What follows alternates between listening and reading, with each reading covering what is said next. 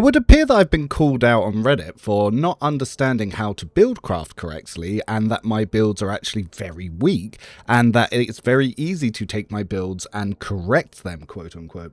So I'm not going to go into the drama behind this, because someone trying to use my name to make a name for themselves to create their own YouTube channel or a presence within Reddit does not interest me. So I'm going to skip all the drama part of this user's personal gripes.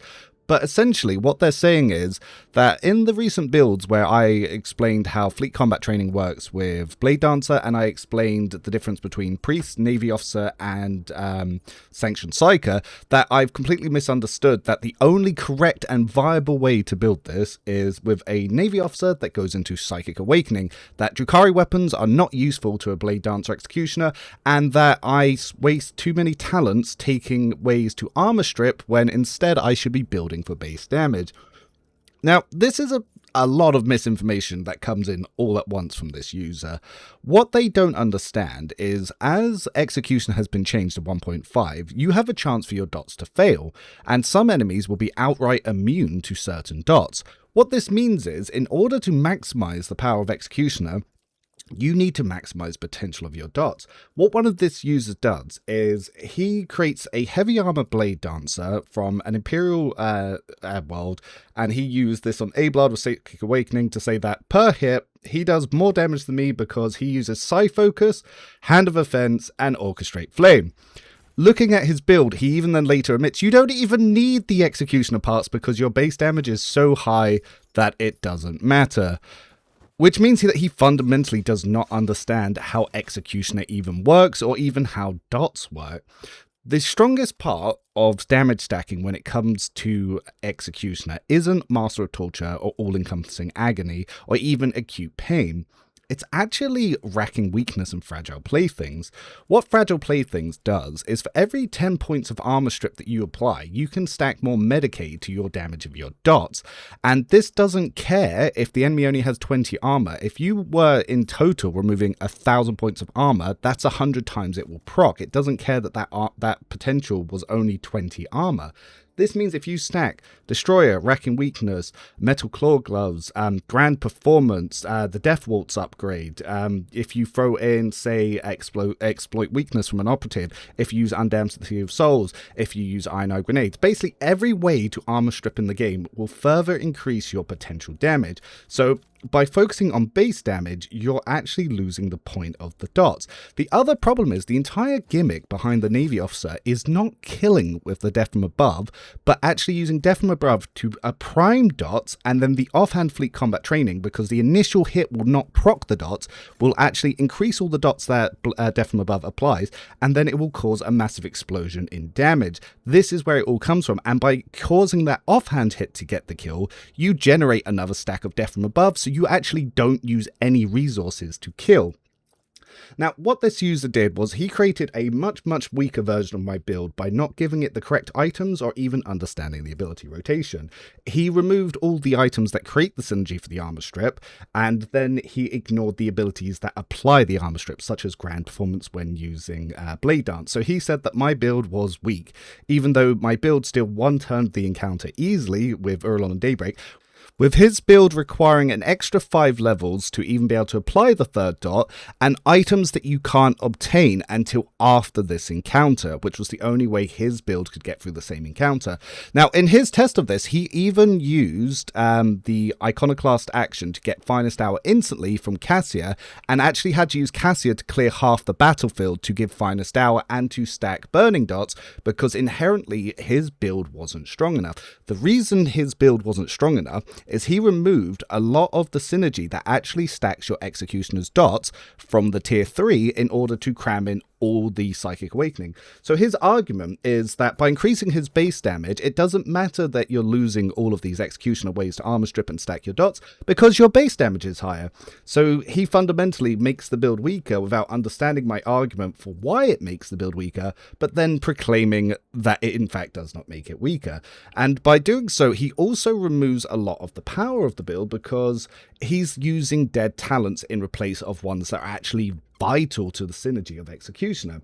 So as I said before, it was very hard to get his arguments together because he was actually using multiple accounts to try and push his point and control the topic with other users. And it wasn't until I started engaging that I pointed out that he was replying to me on different accounts that he eventually did, yes, admit that it is him on multiple accounts. So I'm going to do exactly what he said. His version of the build was not as strong as my Deathworld version of the build. So eventually in the argument, he said, just take my build to level 35 and then make his changes to 55 and it's just infinitely stronger. So I'm going to do exactly that. I'm going to test the Eurolon and Daybreak encounter solo with both of our builds and see which performs better. When it comes to itemization, this user does not build for Dogmatic. He builds for Iconoclast and for Heretic. So he loses a lot of useful items like Eyes of Joyce. He doesn't use Star Mist Scarf, instead deciding to go for damage stacking items such as Psi Focus. He also doesn't use Warp Surge Brooch because he wants to use Voidborn Pride and Hand of Offense because, again, this user only cares about damage stacking. He also said that using stuff like Void Rattling Boots and Rock Swords is actually not viable and you need to only use Inertia Boots to guarantee MP. I'm not going to correct his build here. We're just going to give him the strongest thing, use exactly what he said as he said it, and we'll see how it performs to then make comparisons. Now, I watched how this user played his build on his video, and he relies heavily on stacking stats from a officer, specifically Cassia, and Cassia is actually what he uses to clear this encounter rather than using his character. However, I believe I'm good enough to be able to clear this. He also used Grand Strategist to guarantee going first, and the reason he needed to do that is, as you can see, his build just died. His build straight up died. If we weren't using my build that uses Deathworld, we were using his Navy Officer, he would have died, and this wouldn't have even passed the initial step of the encounter, because, yeah, Deathworld saved us there. Because I don't have Iconoclast 5, I've actually got Paradox solved, so we can still use his ability. Now, he doesn't believe in using Deathlords. He instead actually uses the Executioner ultimate. So what I've done is I have given all the buffs that he uses here, and I'm going to do what he does, which is to ignore armor on his dots. He says that you don't need the talents, you in fact only need to use that. Now, here's the problem. We don't have any attack economy. This build is so reliant on Officer, I now can't attack because you only have one attack action because he only cares for stacking his base damage and he's completely ignored using items like Warp Surge Brooch, which is what actually makes being a Psyker strong. So I've now got to work out how I'm going to clear this encounter without just dying, because if I end turn, these Space Marines will kill me because of his use for heavy armor, because he demands that you use Psyker's Breastplate to stack Psi Rating, even though Psi Rating adds nothing to this build. Yeah, this means that we now have the problem that, yeah, we're definitely missing stuff. He also doesn't even take very useful talents like Fire Within or Melting Armor, because instead he decides to take Relentless Blade and other useless talents like that, which again just shows a big misunderstanding for how the rotations of this build works. So I've got to try and work out how I'm actually going to finish this encounter with his very limited methods. As you can see, I am playing on the wire because, again, the way he builds is very hard because a lot of the stuff that he used to recover, he's not using.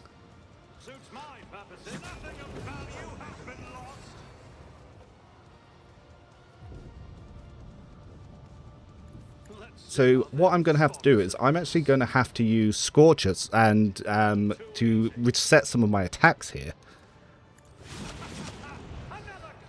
Okay, so we managed to get that attack action back, and I was hoping that that would actually give me access to Blade Dance here, but it appears that you can't Blade Dance after using Scorcher. So, we have essentially just entirely run out of AP. I have no way to continue the encounter, so I'm just going to have to end turn. And it would appear that he has died. Okay, now, I believe in steel manning my opponents here, so I'm actually going to give some free improvements to his build here, and I'm going to try and change as minimum as possible so that this build can work. Now, it's very clear that he doesn't understand the itemization because he even dropped Invigorating Resolve because he believes it's not useful. But he's still using Malpain Shroud for some reason, so why you would drop Invigorating Resolve if you don't believe Malpain Shroud is useful, I don't know. Voidborn's Pride, you can't even have in this encounter, and due to the negative resolve of stacking the traumas, you can't use it, so it's actually not even benefiting here. So I'm going to correct the fact that he's tried to stack base damage ignoring utility, and I'm going to give him Warp Surge Brooch.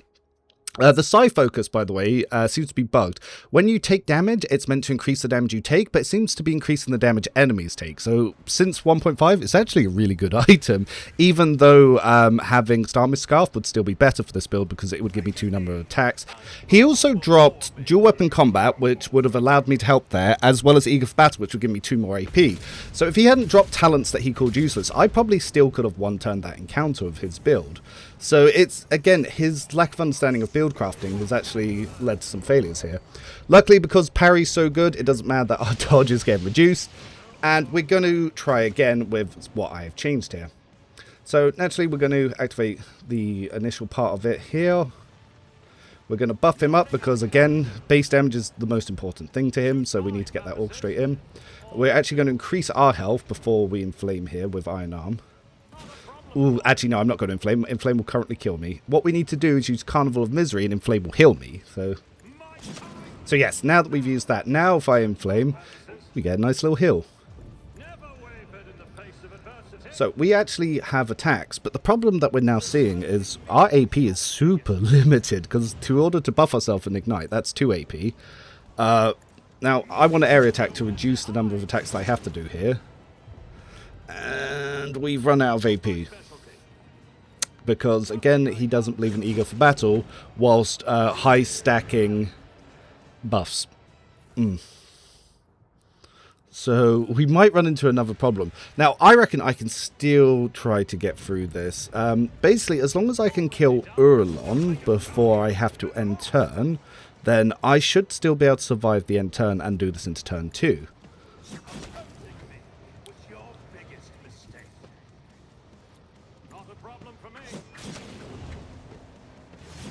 Ah, grand. Okay, so we also, because of using our Oath there, we managed to gain 1 attack action as well. So if we hit the Space Marine, cool. Now, there's no way these guys can kill us. We can actually progress to Daybreak.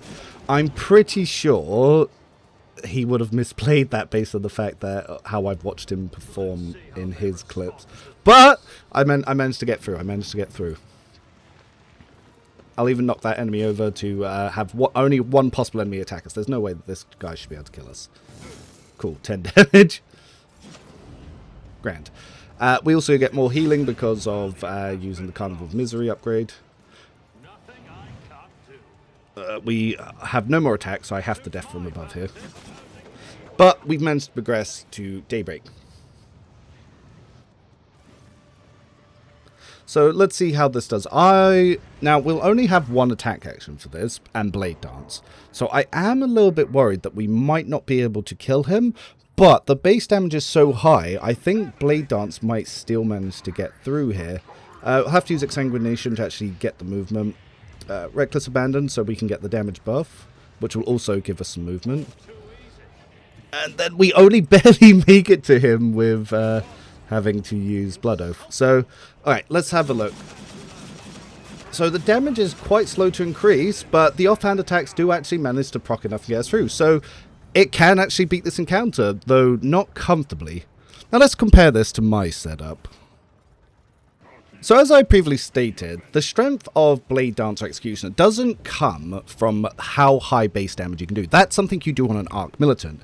The strength here actually comes from the fact that you can stack high attack economy with high dots procs, and that you can have high armor strip, and that every form of armor strip will further increase your damage. So we'll start by showing some of the base things that we both do differently here. Now, I use Death Waltz instead of Carnival of Misery like him, because this will apply armor strip to my attacks, as well as increasing my agility base damage, but give me more options for being a little bit fine. Now, I also go in with stuff like Dogmatic, so I get a lot of the useful tools from that, such as being able to ignore the enemy's armor on my weapon damage. But just again, that my weapon damage doesn't apply to my dots, because at the end of the day, I'm going to be armor stripping anyway, so I don't need to worry about that. Now, I don't use inertia boots. I instead opt for going with the Void Veteran boots, because kills will allow me to get extra attacks, and I can also use that as a movement tool to just be getting around the battlefield and to position better. So with a little bit more experience on how to actually move the build, I can do a little bit more.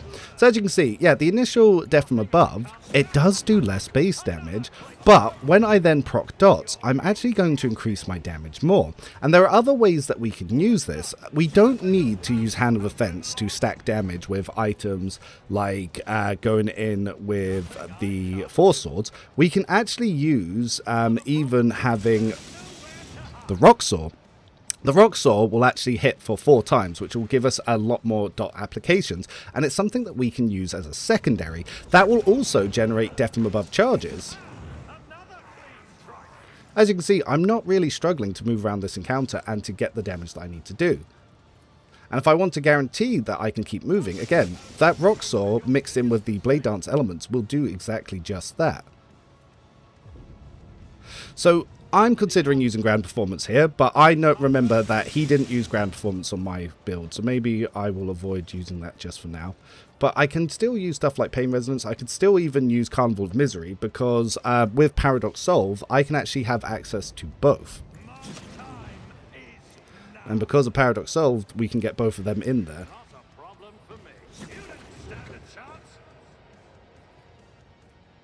So you don't need to pick and choose which one you're going to use. And then if I move into this next encounter, I've still got access to my Blade Dance here. And I don't have access to items like Warp Surge Brooch that can increase my attack economy, which is why Void Veteran Boots are so useful. A strategy that he felt was not necessary or not viable.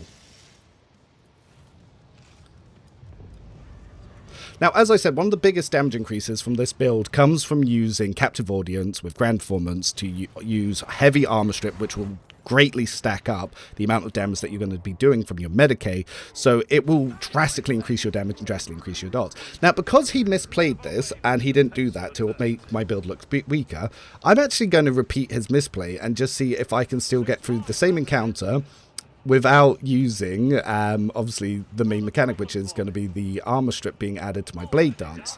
So I'm going to, because I still have the charge left over from the Void Veteran Boots, I'm going to use this to preload some dots. Now, let's see how my Blade Dance compares to his. And again, this is going to be the weakest version of my Blade Dance, because I'm not going to click Grand Performance. Interesting. Shredded. Much easier, much simpler. So as I said, I'm not sure what he thinks Psychic Awakening's adding here. I'll actually show that exact chain of events again, but with Grand Performance. And you can see, this is the items that I'm using. I use Voidborn Pride like he did, though it's not really adding that much. I'm actually using Vial of Fausto to counteract the fact that you have negative resolve, which he didn't seem to realise meant that Voidborn Pride wasn't working for him. But let's compare that again. I'm even going to change the fact that I was increasing my weapon skill with Swashbuckler's Cloak, because I actually saw more benefit to have high in weapon skill than actually using something like Malpain Shroud. But I guess because we're doing a second test anyway, I might as well throw on Malpain Shroud anyway, just so you can see how much that impacts it, because chances are some of these enemies might actually parry me now. So, start in the same position that I've started for all 4 tests, and it only makes sense to have 4 tests, because I had to test his twice because he died twice in the first test, and then I made changes so he could actually survive. Let's see what happens here. Now, because I use Balancing on the Edge, it is also very good to be able to use the Desperate Measure. So what I'm going to do is I'm going to get in position here, and by using the Desperate Measure, we can actually set ourselves up to get ready to go. And it means that Paradox Solve will actually also allow us to still have access to the Heroic from the Executioner. But yeah, having Paradox Solve essentially gives you 2 accesses to your ultimate, so you don't need to go to Iconoclast for that. So obviously we didn't get the full benefit of the Blade Dance, aside the defaults there. Going to use Extinguishing just to make sure we've got a little bit more movement. And again, using Void Veteran Boots, the reason, like I said before, that it's so good is it allows us to have more ways to stack Death from Above. Because the issue that he had, whilst going for Inertia Boots, because he's reliant on Finest Hour, he's not worrying about the number of attacks you can do. But that just means that your build is only reliant on officers. So it's not actually your build that's doing anything. It's actually Officer Finest Out. It's Cassia is the one that's winning the encounters for him, not the Psychic Awakening. And like I said, I feel like taking off Psychic Awakening, that yes, you're increasing your base damage, you're not increasing your total damage, and you're actually removing a lot of utility because you're losing access to a lot of the talents that really brings this online. And the thing is, he was even using different items. Like, I'm using the Hands of Avoidance because with Malpain Shroud not being used, I can still get that extra weapon skill, but I can also further increase my dot application. And it seems that that's also because he doesn't really benefit the dots. Somehow, apparently, that charge missed, which is absolutely insane to me. So I'm actually going to use Get Off Me here just to make sure that this all goes on Urulon. But yeah, this is what Grand Performance, which is from Captive Audience, does with a Blade Dance. Yeah, it does a lot. My damage is insane because of the stacking of the armor strip that I mentioned. But yes, being able to have a Death from Above give you a free charge, and having a free charge be able to give you a Death from Above essentially gives you unlimited attack economy, so you don't need to rely on Psychic Awakening or Warp Surge Brooch to get extra attack economy. Sometimes the driver matters. Essentially, this argument boils down to Captain Ginyu stole Goku's body, and Captain Ginyu didn't know how to drive it, and this is Goku showing you off how to actually drive the build. And I've got 9 Death from Above charges here. When he went in for that one, you wouldn't have any because he needed to get that through the encounter. But let's show you what actually happens to Daybreak if I then impact it with with Captive Audience and Grand Performance. So I hope that you guys haven't seen this as a drama video, and this is more about the discussion itself, because I do like engaging in discussions on things, but you really need to be a gentleman when you go in about this, because trying to call someone out and telling them that they don't understand the game, and they're crutching on the fact that they're known in the community and they don't actually understand the game, when the only reason I've built up a name in the community is because I do understand the game, and my only objective here is to remove barrier to entry. Silly argument, but yeah, Psychic Awakening, as I said, it doesn't add anything extra. It's just a weird little extra crutch. And I'll see you next time.